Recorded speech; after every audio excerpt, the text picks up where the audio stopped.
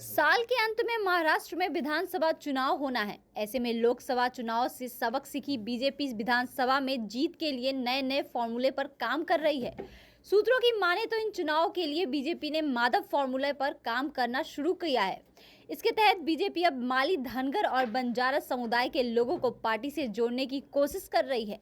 दरअसल ये तीनों समुदाय ही ओबीसी में आते हैं और इन समुदाय का अच्छा खासा वोट है। हाल ही के लोकसभा चुनाव में बीजेपी को जिन राज्यों में झटका लगा उनमें राजस्थान, उत्तर प्रदेश और महाराष्ट्र शामिल है।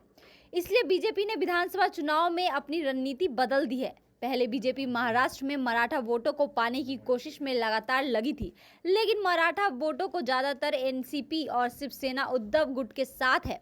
ऐसे में मराठों को मनाने की कोशिश में बीजेपी के हाथ से ओबीसी वोट भी फिसलता जा रहा है। यही वजह है कि अब बीजेपी माधव फॉर्मूले पर काम कर रही है।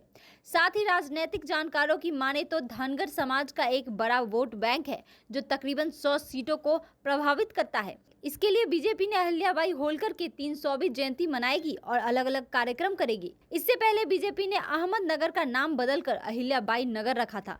दरअसल अहिल्याबाई होलकर धनगर समाज से आती हैं और समाज के लोग उन्हें देवी का दर्जा देते हैं। ऐसे में उनकी जयंती के जरिए बीजेपी धनगर समाज से जुड़ेगी।